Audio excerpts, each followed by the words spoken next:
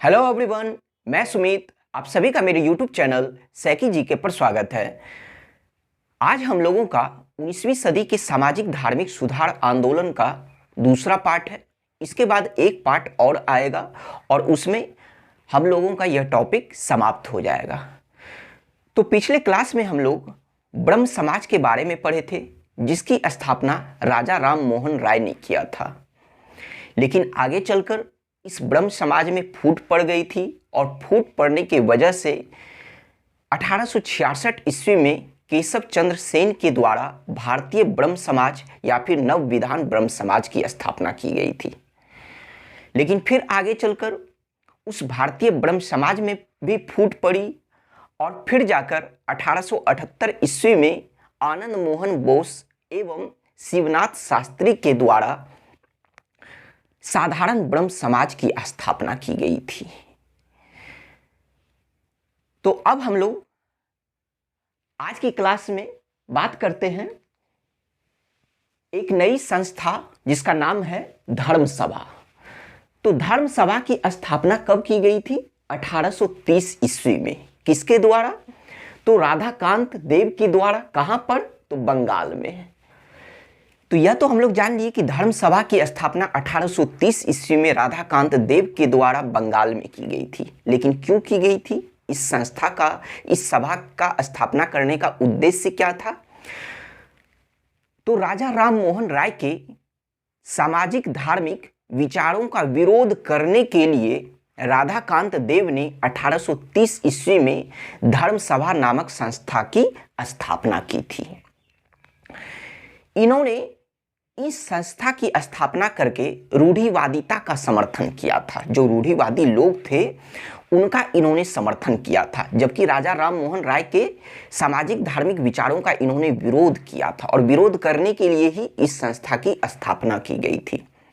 इसके साथ साथ इन्होंने सती प्रथा का भी समर्थन किया था, जबकि सती प्रथा जो कि एक गलत था, लेकिन उस सती प्रथा का इन्होंने समर्थन किया था, विरोध ना करके बल्कि समर्थन किया था। किसने? तो राधाकांत देव ने।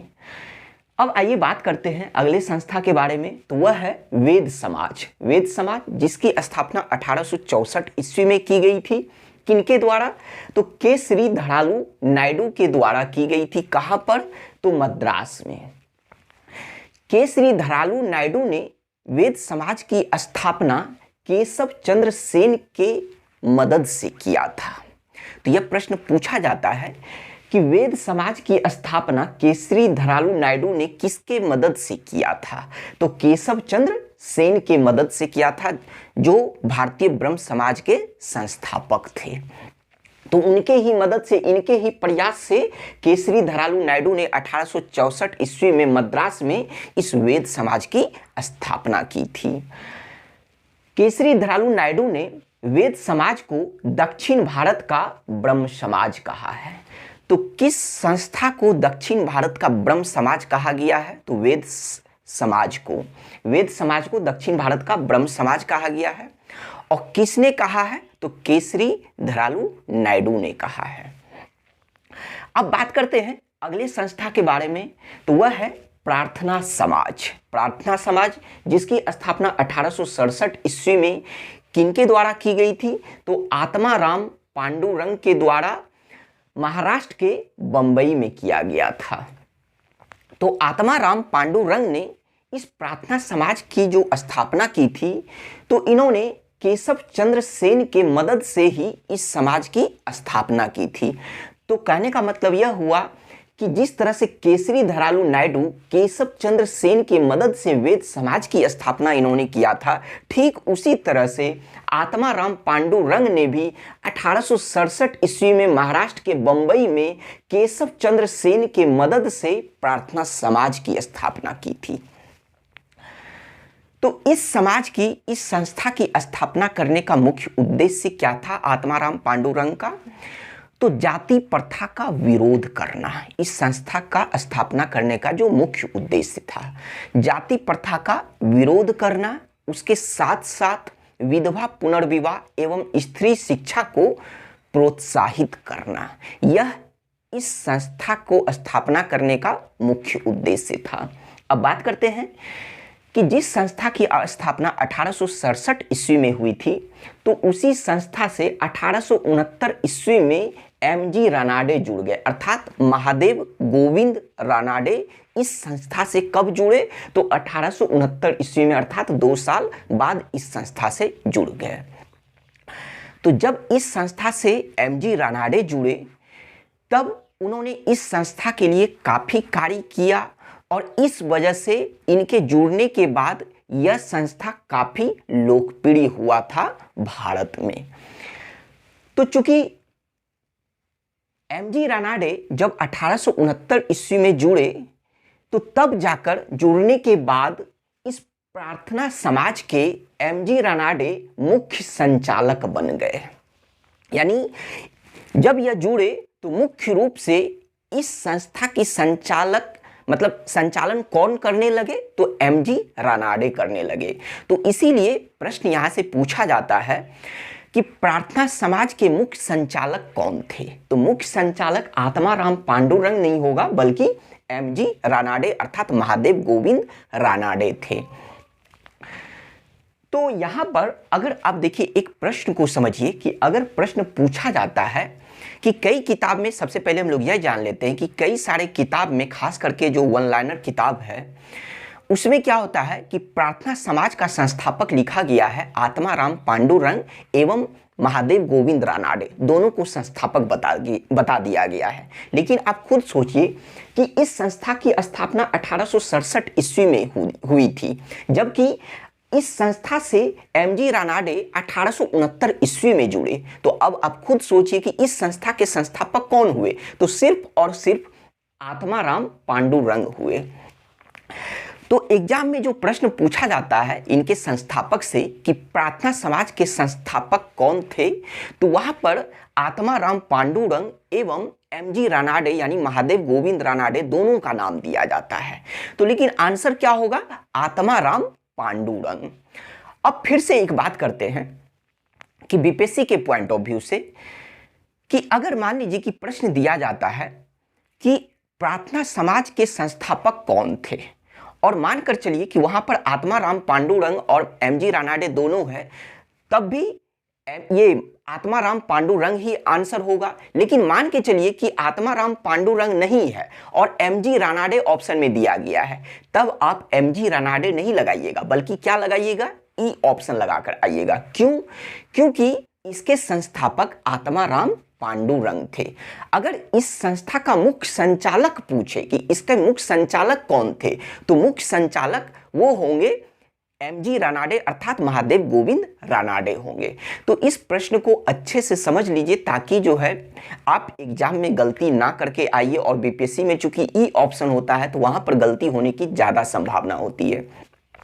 तो वहां पर अगर दोनों नाम दिया गया है, तो भी आपको आत्माराम पांडुरंग ही लगाना है। अगर दोनों में से मान लीजिए आत्माराम पांडुरंग नहीं दिया गया, सिर्फ एम.जी. रानाडे दिया है, तब आप बीपीएससी में ई ऑप्शन लगाकर आइएगा। लेकिन मुख्य संचालक पूछे तो फिर एम.जी. रानाडे होगा। तो महादेव गोविंद रानाडे को इनके कार्यों की वजह से, इन्होंने जो महत्वपूर्ण भूमिका निभाया था, इन्होंने जो महत्वपूर्ण कार्य किया था समाज के लिए, तो इस वजह से इन्हें महाराष्ट्र का सुकरात कहा गया है। तो प्रश्न पूछा भी जाता है कि महाराष्ट्र का सुकरात किन्हें कहा गया है? तो महादेव गोविंद रानाडे को कहा गया है। इसके साथ साथ इन्हें पश्चिम भारत में सांस्कृतिक पुनर्जागरण का अग्रदूत भी कहा गया है। तो पश्चिम भारत में सांस्कृतिक पुनर्जागरण का अग्रदूत किन्हें कहा गया है? तो वो भी एम.जी. रानाडे को ही कहा गया है। अब बात करते हैं कि प्रार्थना समाज ने दलितों, अछूतों एवं पिछड़े वर्गों की दशा को, उनकी स्थिति को सुधारने के लिए इस संस्था के द्वारा दलित जाति मंडल, समाज सेवा संघ एवं दक्कन शिक्षा विभाग की स्थापना की गई थी। तो दलित जाति मंडल, समाज सेवा संघ एवं दक्कन शिक्षा विभाग की स्थापना किस संस्था के द्वारा की गई थी? तो प्रार्थना समाज के द्वारा की गई थी। किस वजह से की गई थी? उद्देश्य क्या था? तो दलितों, पिछड़ों, अछूतों, इन सभी की या फिर जो पीड़ित थे उनकी स्थिति को, उनकी दशा को सुधारने के लिए इन सभी संस्था की स्थापना की गई थी। यह जो दक्कन शिक्षा विभाग है, जिसे दक्कन एजुकेशन सोसाइटी भी कहा जाता है इंग्लिश में, इसकी स्थापना 1884 ईस्वी में किसने किया था? तो एमजी रानाडे ने किया था, और जिसे आगे चलकर इसका नाम बदलकर क्या रखा गया? तो पूना फर्ग्यूसन कॉलेज रखा गया। यह प्रश्न पूछा भी जाता है कि किसका नाम बदलकर पूना फर्ग्यूसन कॉलेज रखा गया? तो दक्कन शिक्षा विभाग या फिर दक्कन एजुकेशन सोसाइटी, जिसकी स्थापना 1884 ईस्वी में की गई थी। किन के द्वारा? तो ये एमजी रानाडे अर्थात महादेव गोविंद रानाडे के द्वारा किया गया था, और उसी का नाम आगे चलकर पूना फर्ग्यूसन कॉलेज रखा गया। अब बात करते हैं कि 1891 ईस्वी में एमजी रानाडे ने विधवा पुनर्विवाह को और अधिक प्रचारित करने के लिए, यानी उनका प्रचार करने के लिए एमजी रानाडे ने 1891 ईस्वी में विडो रीमैरिज एसोसिएशन की इन्होंने स्थापना किया था।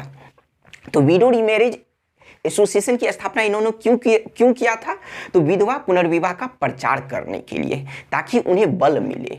तो इस वजह से उन्होंने 1891 ईस्वी में इस एसोसिएशन की स्थापना किया था, और जिसके प्रमुख सहयोगी थे धोंधो केशव कर्वे। यानी एमजी रानाडे के प्रमुख सहयोगी कौन थे? तो धोंधो केशव कर्वे थे। तो आइए अब इनके बारे में बात करें। तो धोंधो केशव कर्वे जो पूना फर्ग्यूसन कॉलेज के अध्यापक थे, तो इन्होंने विधवा पुनर्विवाह एवं स्त्री शिक्षा के क्षेत्र में महत्वपूर्ण योगदान दिया था। तो प्रश्न यहां से एक पूछा जाता है कि धोंधो केशव कर्वे निम्नलिखित में से किस क्षेत्र में महत्वपूर्ण भूमिका निभाया था? इस तरह से प्रश्न पूछा जाता है। तो किस क्षेत्र में इन्होंने महत्वपूर्ण भूमिका निभाया था? तो एक विधवा पुनर्विवाह के क्षेत्र में, और दूसरा स्त्री शिक्षा के क्षेत्र में। तो आइए अब बात करते हैं कि धोंधो केशव कर्वे ने विधवा पुनर्विवाह के क्षेत्र में महत्वपूर्ण योगदान देते हुए इन्होंने क्या कार्य किया था? तो 1899 ईस्वी में विधवा आश्रम संघ की स्थापना इन्होंने महाराष्ट्र के पुणे में किया था। तो विधवा पुनर्विवाह, ये विधवा आश्रम संघ की स्थापना कहां पर की गई थी? पूना में। कब? 1899 ईस्वी में। किनके द्वारा? तो धोंधो केशव कर्वे के द्वारा किया गया था। तो क्या उद्देश्य था विधवा आश्रम संघ की स्थापना करने के पीछे? इनका मकसद क्या था? इनका मकसद था कि विधवा को मतलब आत्मनिर्भर बनाकर, इनके पीछे मतलब इस संघ के पीछे इनका जो मकसद था कि विधवाओं को आत्मनिर्भर बनाकर जीवन को फिर से जीने के लिए उत्साहित करना है। तो इसी मकसद से इन्होंने 1899 ईस्वी में विधवा आश्रम संघ की स्थापना पूना में की थी। फिर बात करते हैं कि अब स्त्री शिक्षा के क्षेत्र में कार्य करते हुए धोंधो केशव कर्वे ने 1916 ईस्वी में महाराष्ट्र के बंबई में प्रथम भारतीय महिला विश्वविद्यालय की स्थापना की थी। तो प्रथम भारतीय महिला विश्वविद्यालय की स्थापना भारत में कहां की गई थी? तो महाराष्ट्र के बंबई में। कब? 1916 में। किनके द्वारा? तो धोंधो केशव कर्वे के द्वारा। इनके पीछे इनका मकसद क्या था? तो महिलाओं को शिक्षित करना, स्त्री को शिक्षित करना इनका मकसद था। तो यह इंपॉर्टेंट प्रश्न है, यह सब पूछा जाता है। अब बात करते हैं कि जिस तरह से प्रार्थना समाज का विस्तार पश्चिम भारत में, पश्चिम भारत इसलिए चूंकि महाराष्ट्र जो है वह पश्चिम भारत का हिस्सा है, तो जिस तरह से प्रार्थना समाज का पश्चिम भारत में विस्तार आत्माराम पांडुरंग एवं एमजी रानाडे ने किया था, तो उसी तरह से इस समाज की प्रार्थना समाज का विस्तार दक्षिण भारत में किसने किया था? तो वीरेश सलिंगम पुंटुलू ने किया था। यानी दक्षिण भारत में इस समाज का विस्तार करने का श्रेय किन्हें दिया जाता है? तो वीरेशलिंगम पुंटुलू को दिया जाता है। ठीक उसी तरीके से पंजाब में इस समाज का विस्तार करने का श्रेय किन्हें दिया गया है? तो दयाल सिंह को दिया गया है। तो इन नामों को भी आपको याद रखना है। अब बात करते हैं अगले संस्था के बारे में, तो वह है सत्यशोधक समाज।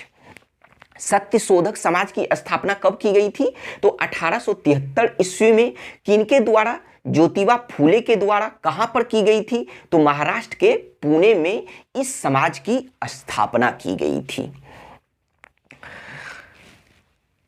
तो ज्योतिबा फूले, जिनका जन्म 1827 ईस्वी में महाराष्ट्र के पुणे में एक माली परिवार में हुआ था। किस परिवार में इनका जन्म हुआ था? तो माली परिवार में इनका जन्म हुआ था 1827 ईस्वी में महाराष्ट्र के पुणे में।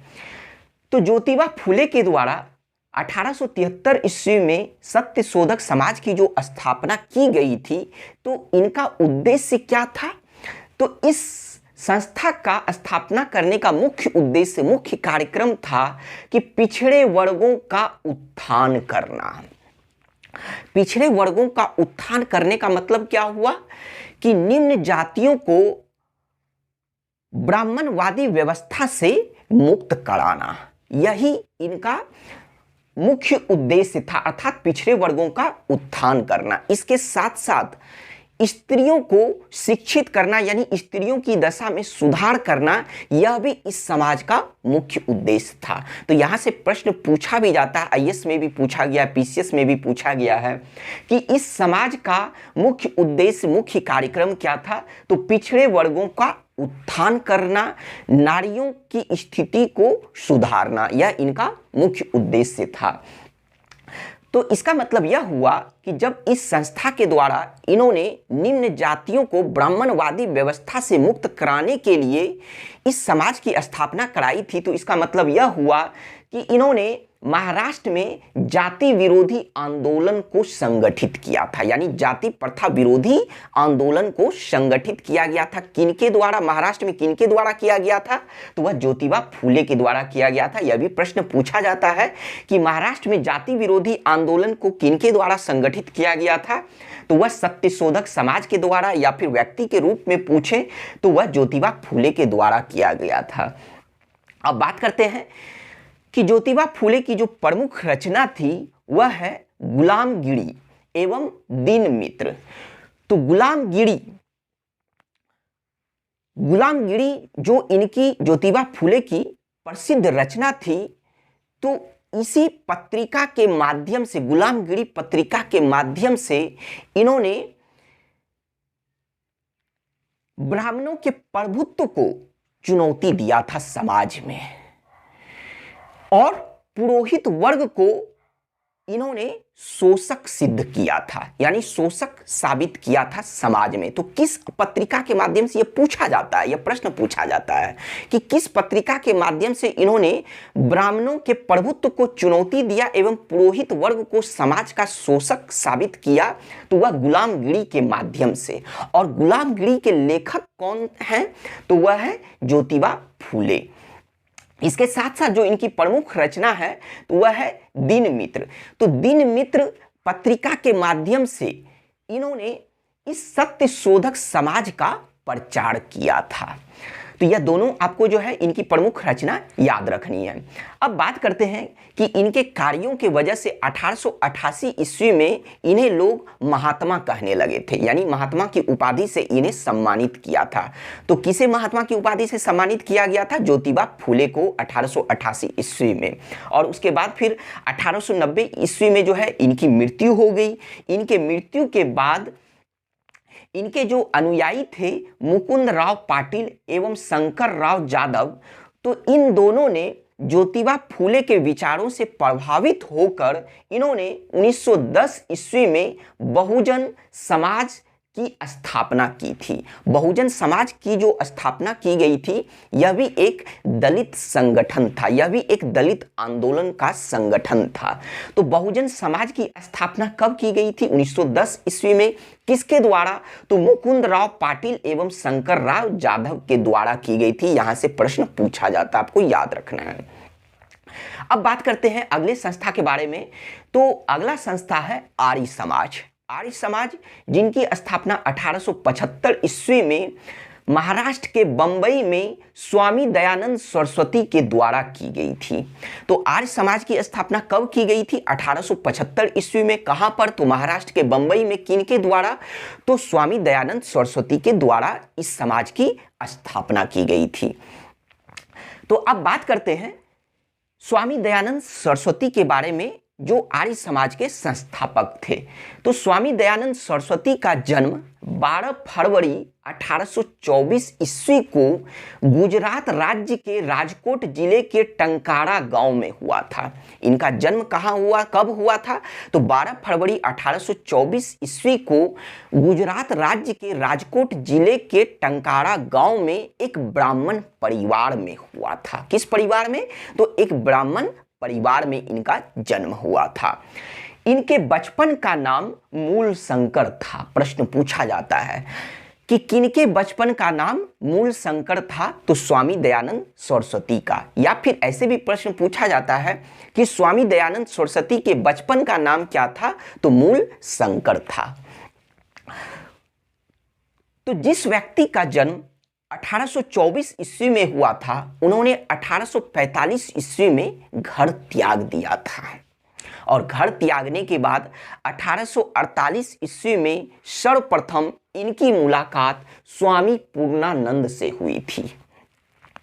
1845 ईस्वी में इन्होंने घर त्याग दिया था और 1848 ईस्वी में इनकी पहली मुलाकात किनसे हुई थी? तो स्वामी पूर्णानंद से हुई थी। स्वामी पूर्णानंद से मुलाकात होने के बाद उनसे ही इन्होंने सन्यास की दीक्षा ली थी। सन्यास की दीक्षा इन्होंने किनसे ली थी? तो स्वामी पूर्णानंद से ली थी। और दीक्षा देने के बाद, यानी स्वामी पूर्णानंद ने इन्हें सन्यास की दीक्षा दी थी, और दीक्षा देने के बाद स्वामी पूर्णानंद ने ही मूल शंकर को स्वामी दयानंद सरस्वती नाम दिया था। तो प्रश्न इंपॉर्टेंट है कि मूल शंकर को स्वामी दयानंद सरस्वती नाम किसने दिया था? तो स्वामी पूर्णानंद ने दिया था, और तब से यह स्वामी दयानंद सरस्वती कहलाने लगे। अब बात करते हैं कि वहां से फिर 1861 ईस्वी में इनकी मुलाकात, अर्थात स्वामी दयानंद सरस्वती की मुलाकात मथुरा के नेत्रहीन विरजानंद स्वामी से इनकी मुलाकात हुई। यानी 1848 में स्वामी पूर्णानंद से जो मुलाकात हुई, वहां इन्होंने मतलब उनसे सन्यास की दीक्षा ली, और उसके बाद जो है फिर 1861 ईस्वी में इनकी मुलाकात मथुरा के नेत्रहीन विरजानंद स्वामी से इनकी मुलाकात हुई।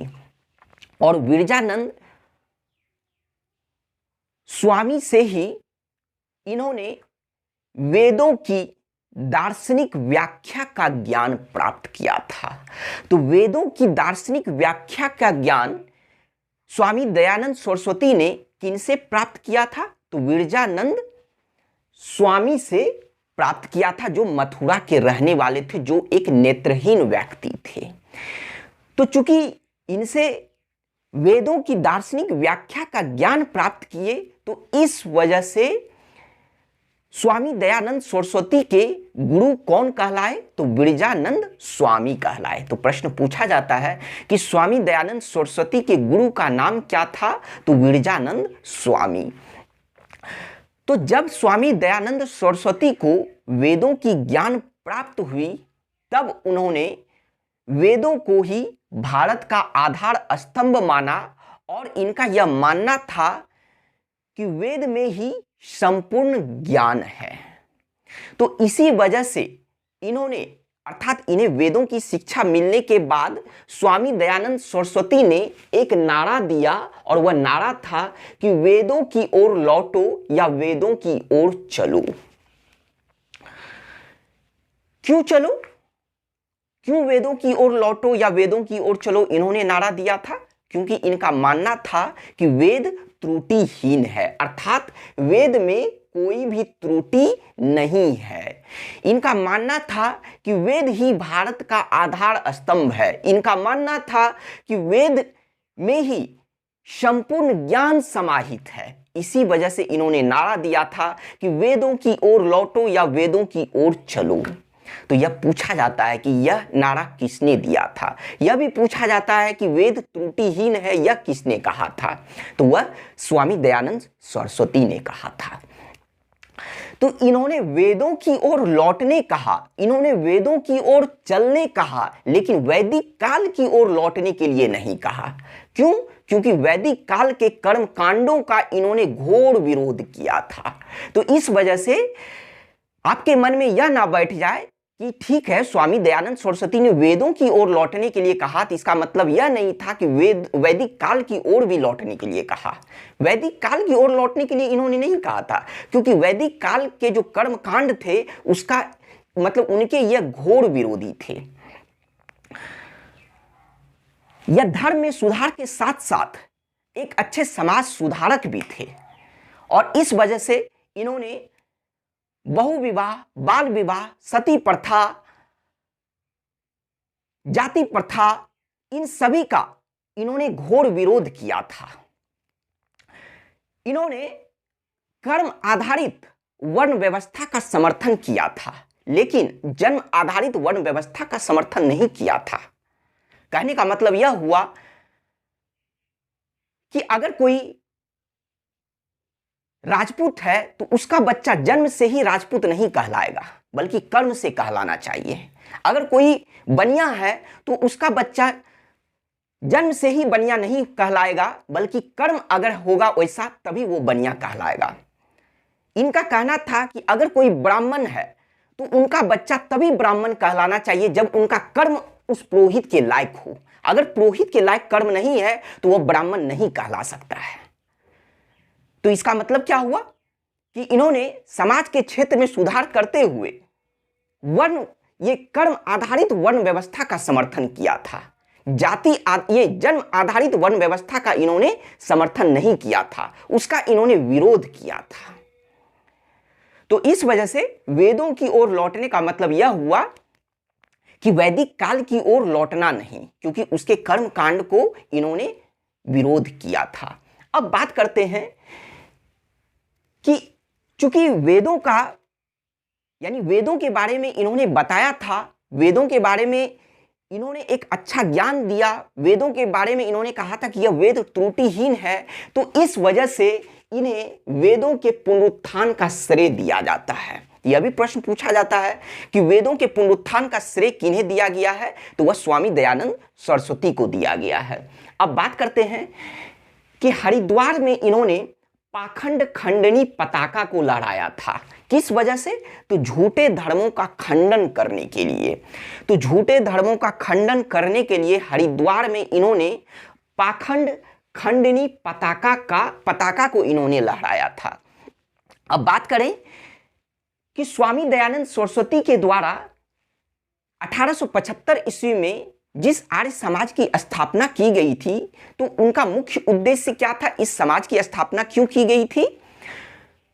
तो इस समाज की जो स्थापना की गई थी वह पाश्चात्य प्रभाव के प्रतिक्रिया के रूप में इस समाज की स्थापना की गई थी। यह बहुत इंपॉर्टेंट पॉइंट है, प्रश्न भी पूछा जाता है कि स्वामी दयानंद सरस्वती के द्वारा 1875 ईस्वी में आर्य समाज की स्थापना क्यों की गई थी? तो पाश्चात्य प्रभाव के प्रतिक्रिया के रूप में, यानी जो आधुनिक प्रभाव जो आ गया था उसके प्रतिक्रिया के रूप में। तो अभी हम लोग समझते हैं इस पॉइंट को कि इनका विश्वास था वेद, कर्म एवं पुनर्जन्म में यह विश्वास करते थे। और सामाजिक क्षेत्र में इन्होंने क्या क्या सुधार किया वह भी हम लोग समझ गए। धर्म के क्षेत्र में इन्होंने क्या सुधार किया यह भी हम लोग समझे। वेदों की ओर लौटने कहा यह भी हम लोग जाने। अब बात करते हैं कि इनकी प्रसिद्ध रचना के बारे में। तो इनकी प्रसिद्ध रचना है सत्यार्थ प्रकाश, पाखंड खंडन, पंच महायज्ञ, वेद भाष्य भूमिका एवं अद्वैत मत का खंडन, यह इनकी प्रसिद्ध रचना है। अब हम लोग बात करते हैं सत्यार्थ प्रकाश के बारे में।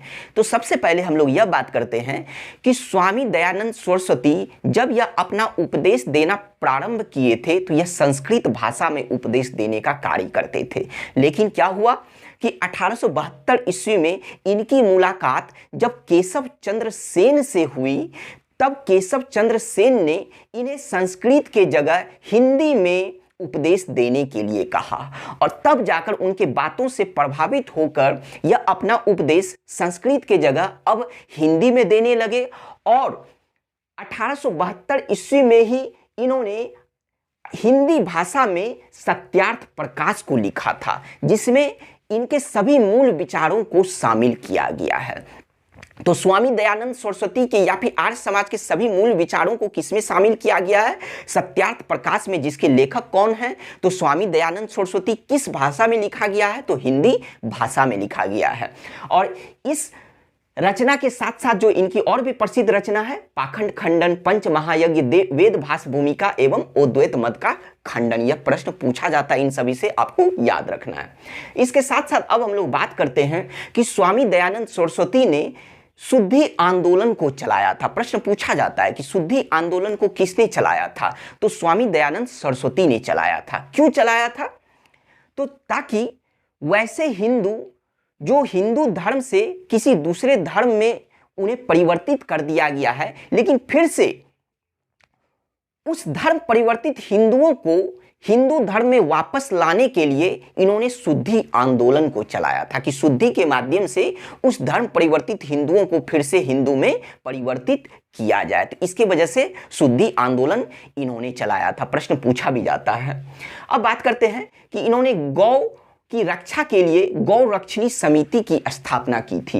इसके साथ साथ यह पहले व्यक्ति थे जिन्होंने सर्वप्रथम स्वराज शब्द का प्रयोग किया था और यह पहले व्यक्ति थे जिन्होंने हिंदी को राष्ट्रभाषा माना था। इंपॉर्टेंट प्रश्न है, पूछा जाता है और पूछा भी गया है कि वह पहले व्यक्ति कौन थे जिन्होंने सर्वप्रथम स्वराज शब्द का प्रयोग किया था? तो वह स्वामी दयानंद सरस्वती थे। वह पहले व्यक्ति कौन थे जिन्होंने हिंदी को राष्ट्रभाषा माना? तो वो स्वामी दयानंद सरस्वती थे।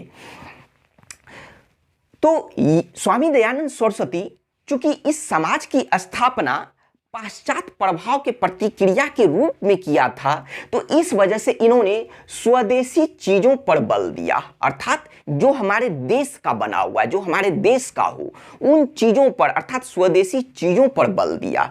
तो तभी तो समझ में आया ना कि इस समाज की स्थापना जो इनके द्वारा की गई थी वह पाश्चात्य प्रभाव के ये प्रतिक्रिया के रूप में, यानी पश्चिमी प्रभाव जो हमारे भारत पर पड़ा था उसके प्रतिक्रिया के रूप में ही इन्होंने इस समाज की स्थापना की और इसी वजह से इन्होंने स्वदेशी चीजों पर बल दिया था। तो प्रश्न पूछा भी जाता है कि स्वदेशी पर बल किसने दिया था या स्वदेशी चीजों पर बल किसने दिया था? तो स्वामी दयानंद सरस्वती ने दिया था और इस वजह से स्वामी दयानंद सरस्वती ने स्वदेशी चीजों पर बल देते हुए इन्होंने एक कथन कहा था कि अच्छा शासन स्वशासन का स्थानापन्न नहीं है। तो पहली बात तो यह समझ लीजिए कि यह कथन किसने कहा है कि अच्छा शासन स्वशासन का स्थानापन्न नहीं है?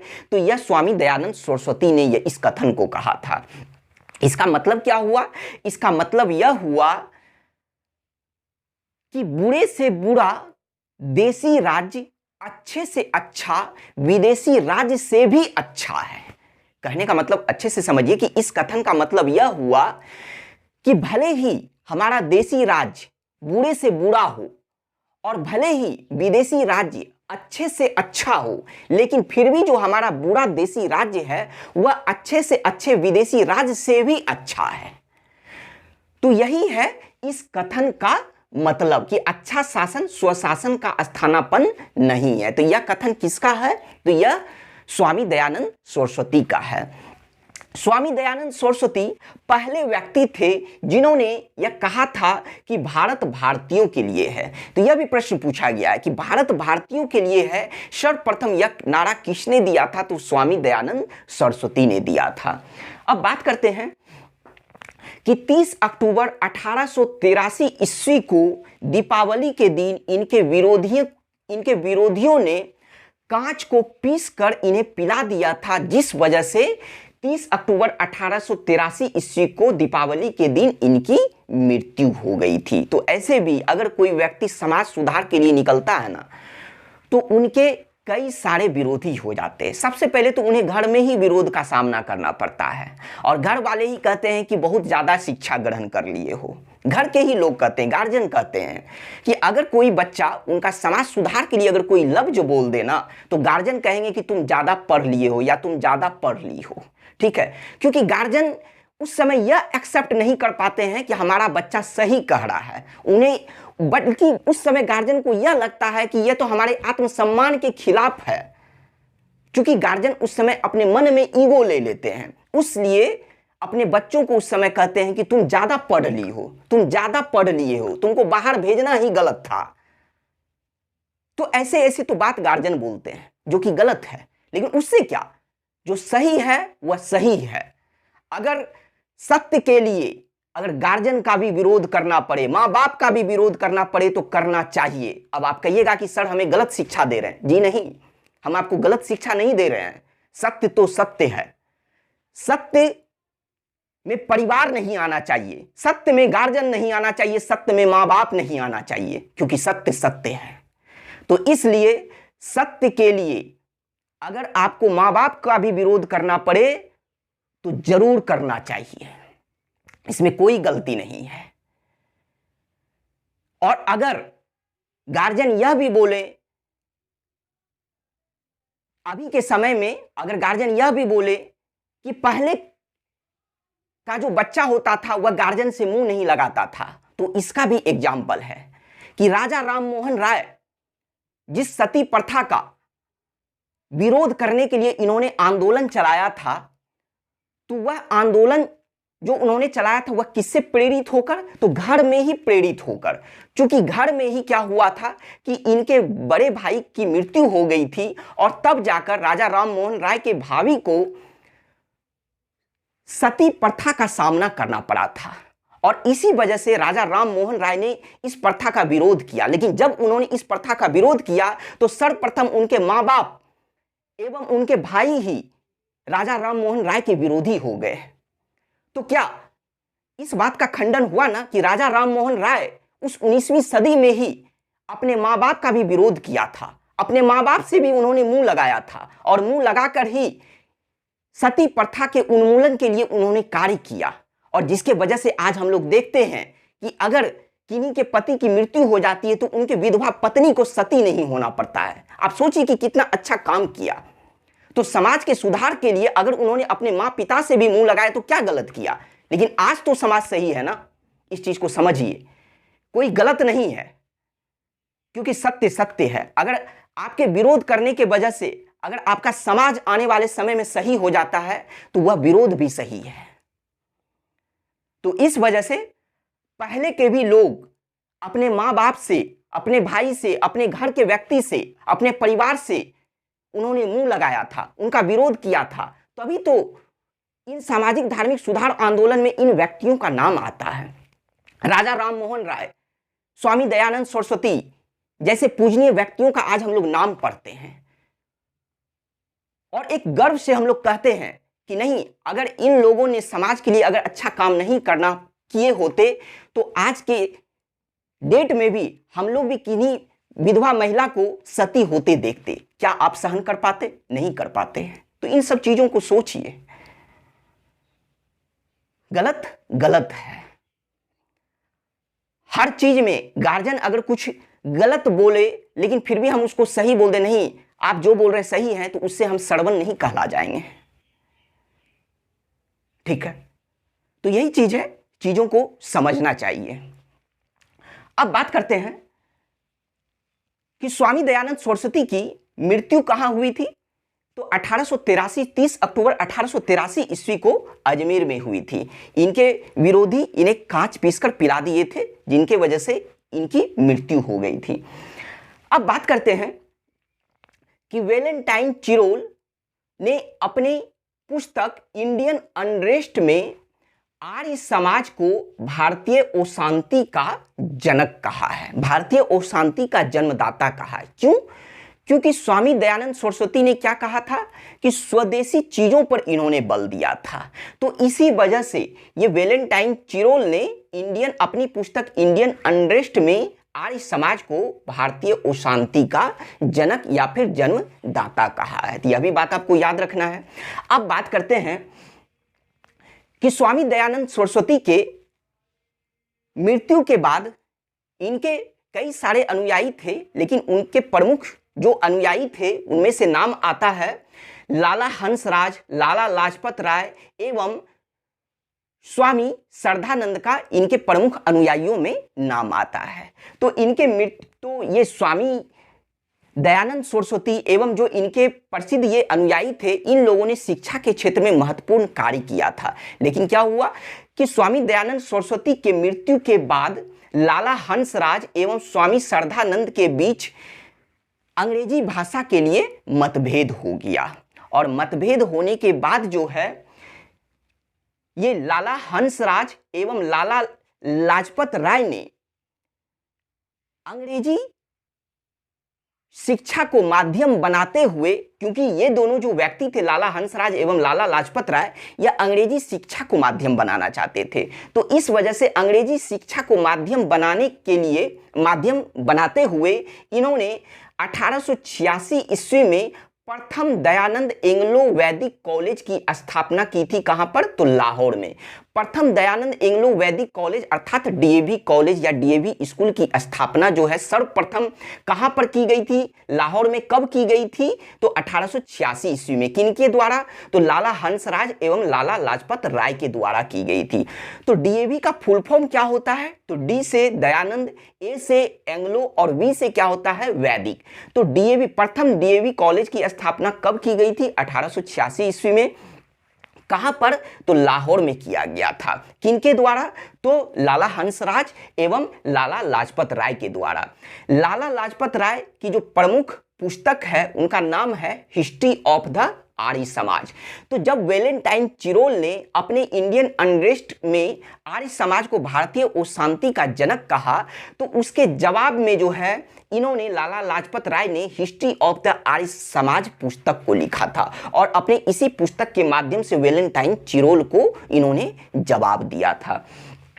तो चूंकि ये दोनों व्यक्ति अंग्रेजी भाषा को, अंग्रेजी शिक्षा को माध्यम बनाना चाहते थे और इस वजह से प्रथम डीएवी कॉलेज की स्थापना की गई, लेकिन यह जो स्वामी श्रद्धानंद थे तो यह प्राचीन शिक्षा को आधार बनाना चाहते थे, प्राचीन शिक्षा पद्धति को शिक्षा का माध्यम बनाना चाहते थे।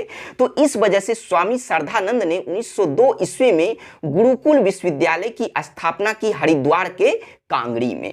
तो कहां पर? हरिद्वार के कांगड़ी में 1902 ईस्वी में गुरुकुल विश्वविद्यालय की स्थापना किनके द्वारा की गई? तो स्वामी श्रद्धानंद के द्वारा की गई, जहां पर प्राचीन शिक्षा पद्धति के आधार पर शिक्षा दी जाती थी। अब बात करते हैं कि पंडिता रमाबाई, एक समाज सुधारक महिला का नाम है पंडिता रमाबाई, जो कौन थी? तो महादेव गोविंद रानाडे की पत्नी थी। तो महादेव गोविंद रानाडे की पत्नी जिनका नाम था पंडिता रमाबाई, तो इन्होंने 1881 ईस्वी में पुणे में आर्य महिला समाज की स्थापना की थी। इसके साथ साथ पंडिता रमाबाई ने महिलाओं को शिक्षित करने के लिए, शिक्षा देने के लिए शारदा सदन की स्थापना किया इन्होंने 1889 ईस्वी में। और इसके साथ साथ पंडिता रमाबाई ने ही 1889 ईस्वी में निराश्रित महिलाओं को आश्रय देने के लिए, निराश्रित महिला कहने का मतलब वैसी महिला जिनका कहीं आश्रय नहीं है, तो वैसी महिलाओं को आश्रय देने के लिए 1889 ईस्वी में पंडिता रमाबाई ने मुक्ति सदन की स्थापना की थी। तो इसी वजह से भारत में नारी आंदोलन की जो शुरुआत हुई वह किनके प्रेरणा से हुई? तो पंडिता रमाबाई के प्रेरणा से हुई थी। यह प्रश्न भी पूछा जाता है कि भारत में नारी आंदोलन की शुरुआत किनके प्रेरणा से हुई? तो वह पंडिता रमाबाई के प्रेरणा से ही भारत में नारी आंदोलन की शुरुआत हुई, जो महादेव गोविंद रानाडे की पत्नी थी। तो जब महादेव गोविंद रानाडे की जिक्र हुआ तो इसका हम लोग बात यहाँ पर कर लेते हैं कि महादेव गोविंद रानाडे गोपाल कृष्ण गोखले के राजनीतिक गुरु थे, जबकि गोपाल कृष्ण गोखले महात्मा गांधी के राजनीतिक गुरु थे। चूंकि यह भी प्रश्न पूछा जाता है तो यह आपको ध्यान रखना है। अब बात करते हैं अगले संस्था के बारे में, तो वह है थियोसॉफिकल सोसाइटी। थियोसॉफिकल सोसाइटी जिसकी स्थापना 1875 ईस्वी में एक रूसी महिला मैडम HP ब्लावेट्स्की एवं एक अमेरिकी सैनिक अधिकारी कर्नल अल्कॉट के द्वारा इस सोसाइटी की स्थापना 1875 ईस्वी में अमेरिका के न्यूयॉर्क में किया गया था। तो इसकी स्थापना किनके द्वारा की गई थी? तो मैडम HP ब्लावेट्स्की जो एक रूसी महिला थी एवं कर्नल ऑलकॉट जो अमेरिकी सैनिक अधिकारी थे, इन दोनों के द्वारा 1875 ईस्वी में अमेरिका के न्यूयॉर्क में थियोसॉफिकल सोसाइटी की स्थापना की गई थी।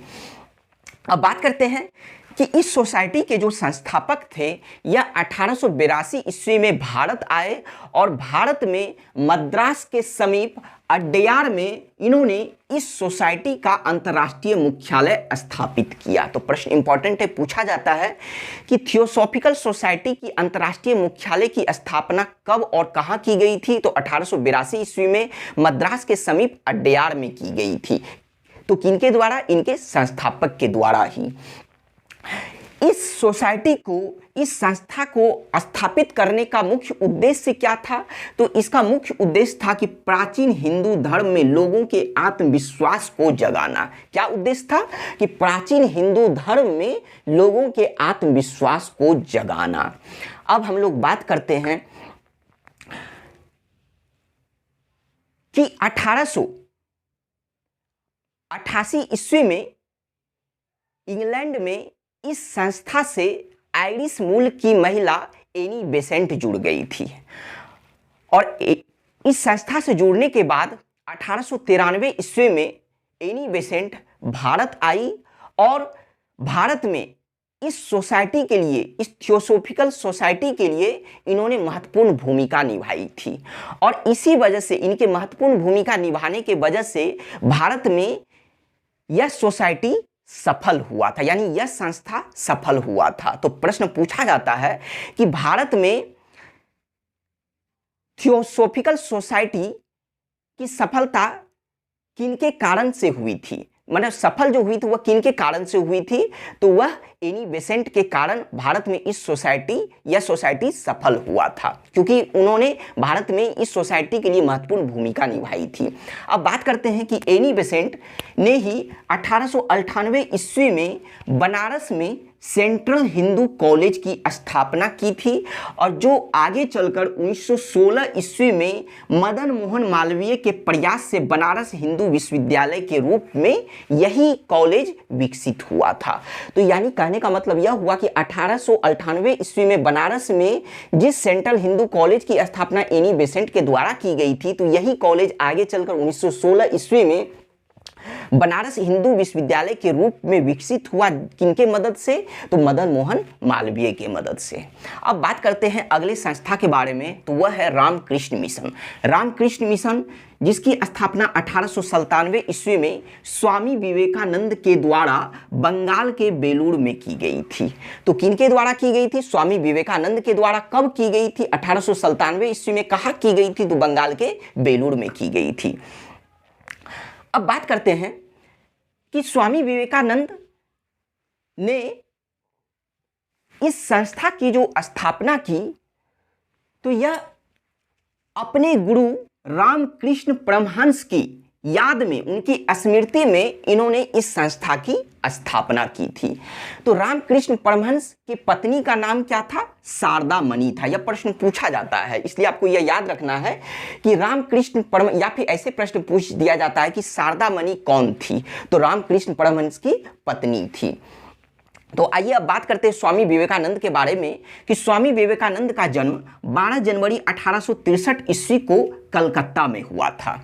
इनके बचपन का नाम नरेंद्र नाथ दत्त था।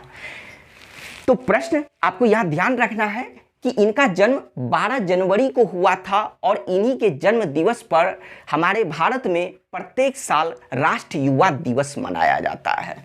और इनके बचपन का नाम क्या था? तो नरेंद्र नाथ दत्त था।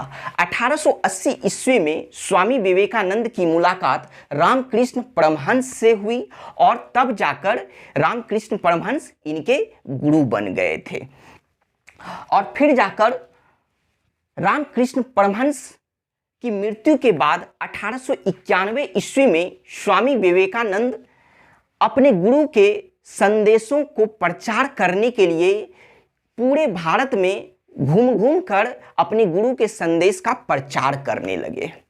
तो 1891 ईस्वी में इन्होंने अपने गुरु के संदेशों का प्रचार करने के लिए संपूर्ण भारत घूमे और इस वजह से इन्हें तूफानी बाबा कहा गया है। इन्हें तूफानी साधु किसे कहा गया है? तो तूफानी साधु जो है वह स्वामी विवेकानंद को कहा गया है।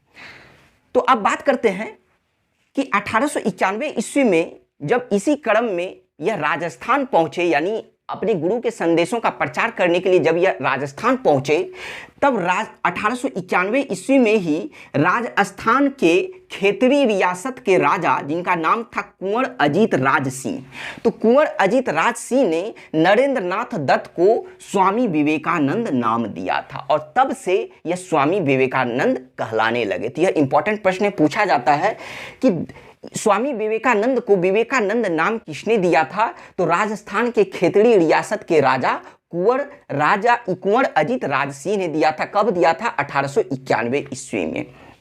अब बात करते हैं कि 1893 ईस्वी में अमेरिका के शिकागो में प्रथम विश्व धर्म सम्मेलन या फिर विश्व धर्म संसद या फिर पार्लियामेंट ऑफ वर्ल्ड रिलीजन्स का आयोजन किया गया था। तो विश्व धर्म सम्मेलन का ही अन्य नाम विश्व धर्म संसद है, उसी का अन्य नाम पार्लियामेंट ऑफ वर्ल्ड रिलीजन्स है। तो विश्व में पहली बार जो है प्रथम विश्व धर्म सम्मेलन का आयोजन कब किया गया था? 1893 ईस्वी में। कहां पर किया गया था? तो अमेरिका के शिकागो में किया गया था। तो जब पहली बार 1893 ईस्वी में अमेरिका के शिकागो में इस धर्म सम्मेलन का आयोजन किया गया, तब स्वामी विवेकानंद राजस्थान के क्षेत्रीय रियासत के राजा कुंवर अजीत राज सिंह के खर्च पर स्वामी विवेकानंद 1893 ईस्वी में हिंदू के प्रतिनिधि के रूप में यह अमेरिका के शिकागो पहुंचे। तो स्वामी विवेकानंद यह शिकागो कब गए? तो 1893 ईस्वी में। किनके खर्च पर? तो खेतरी के राजा के खर्च पर गए थे। कब गए थे? तो 1893 ईस्वी में गए थे। और जब यह शिकागो पहुंचे तो क्यों गए थे शिकागो 1893 ईस्वी में? तो इसी विश्व धर्म सम्मेलन या यह प्रथम विश्व धर्म संसद या प्रथम पार्लियामेंट ऑफ वर्ल्ड रिलीजन्स में हिस्सा लेने के लिए, हिंदू के प्रतिनिधि के रूप में हिस्सा लेने के लिए यह 1893 ईस्वी में शिकागो गए थे। और जब यह शिकागो पहुंचे तब 11 सितंबर 1893 ईस्वी को इसी प्रथम विश्व धर्म सम्मेलन में स्वामी विवेकानंद ने शून्य विषय पर भाषण देते हुए भारतीय संस्कृति एवं सभ्यता को, मतलब कहने का मतलब यह हुआ कि 11 सितंबर 1893 ईस्वी को इस प्रथम विश्व धर्म सम्मेलन में स्वामी विवेकानंद शून्य विषय पर भाषण देते हुए भारत की संस्कृति एवं सभ्यता से पूरे विश्व को परिचित करवाया। और इसी वजह से 19वीं सदी के उत्तरार्ध में नव हिंदूवाद का सर्वश्रेष्ठ प्रतिनिधि किन्हें माना गया है? तो स्वामी विवेकानंद को माना गया है। चूंकि तो इन्होंने ही 1893 ईस्वी में हिंदू के प्रतिनिधि के रूप में शून्य विषय पर भाषण देते हुए भारतीय संस्कृति एवं सभ्यता से पूरे विश्व को परिचित करवाए थे। तो प्रश्न यहां पर पूछा जाता है बहुत तरीके से कि स्वामी विवेकानंद ने विश्व धर्म सम्मेलन में भाषण कब दिया था, विश्व ईस्वी पूछ लिया जाता है कि भाषण कब दिया था, 1893 ईस्वी में। या शिकागो कब गए, तो 1893 ईस्वी में। प्रथम विश्व धर्म सम्मेलन का आयोजन कब किया गया, तो 1893 ईस्वी में। कहाँ किया गया, शिकागो में। तो यहाँ पर सिर्फ प्रथम विश्व धर्म सम्मेलन ही नहीं आपको याद रखना, यह जो 2 अन्य नाम है, इन 2 अन्य नाम से भी प्रश्न पूछ लिया जाता है, तो इसलिए यह सभी नाम आपको याद रखना है। फिर जाकर आपको यह याद रखना है कि नव हिंदूवाद का सर्वश्रेष्ठ प्रतिनिधि किसे कहा गया है, किसे माना गया है, तो स्वामी विवेकानंद को माना गया है। 1896 ईस्वी में इन्होंने न्यूयॉर्क में, अमेरिका के न्यूयॉर्क में वेदांत सोसाइटी की स्थापना की और 1896 ईस्वी में ही इन्होंने कैलिफोर्निया में शांति आश्रम का स्थापना किया। ठीक है, यह आपको ध्यान में रखना है। अब बात करते हैं कि वहां से फिर यह भारत आए और भारत आने के बाद 1897 ईस्वी में इन्होंने अपने गुरु की स्मृति में, अपने गुरु के याद में रामकृष्ण मिशन की स्थापना किया था। स्वामी विवेकानंद इन्होंने किनका समर्थन किया था, तो मूर्ति पूजा एवं बहुदेववाद का इन्होंने समर्थन किया था, लेकिन इन्होंने इनके साथ साथ मानव सेवा को ही सबसे बड़ा धर्म माना है। तो मानव सेवा को सबसे बड़ा धर्म किसने माना है, तो स्वामी विवेकानंद ने माना है। अब बात करते हैं कि इनकी प्रमुख पुस्तक कौन कौन सी थी, तो ज्ञान योग, कर्म योग एवं राजयोग इनकी प्रसिद्ध पुस्तक थी। तो इससे भी प्रश्न पूछा जाता है कि ज्ञान योग, कर्म योग एवं राजयोग के जो है रचयिता या इनके लेखक कौन हैं, तो स्वामी विवेकानंद हैं। अब बात करते हैं कि इनकी एक शिष्या थी जिनका नाम था मार्गरेट नोबल। यह आयरिश मूल की थी, जैसे एनी बेसेंट भी वह आयरिश मूल की थी, तो उसी तरह से मार्गरेट नोबल जो आयरिश मूल की थी और जिसे सिस्टर निवेदिता के नाम से जाना जाता है। तो सिस्टर निवेदिता किनका नाम है, तो मार्गरेट नोबल का ही नाम है, जो स्वामी विवेकानंद की शिष्या थी। तो सिस्टर निवेदिता ने ही ब्रिटिश साम्राज्य को, मतलब सिस्टर निवेदिता का एक कथन था कि ब्रिटिश साम्राज्य पूरी तरह से सड़ चुका है। तो यह कथन किसने कहा है कि ब्रिटिश साम्राज्य पूरी तरह से सड़ चुका है, वह अत्याचारी एवं हीन और भ्रष्ट है। तो यह कथन किसने कहा है, सिस्टर निवेदिता ने कहा या फिर मार्गरेट नोबल ने कहा है, जो स्वामी विवेकानंद की शिष्या थी। अब बात करते हैं कि 1900 ईस्वी में पेरिस में दूसरा विश्व धर्म सम्मेलन हुआ और उसमें भी स्वामी विवेकानंद भाग लिए और फिर जाकर 1902 ईस्वी में इनकी मृत्यु हुई और इनके मृत्यु के बाद सुभाष चंद्र बोस ने स्वामी विवेकानंद को भारतीय पुनर्जागरण का आध्यात्मिक पिता कहा है।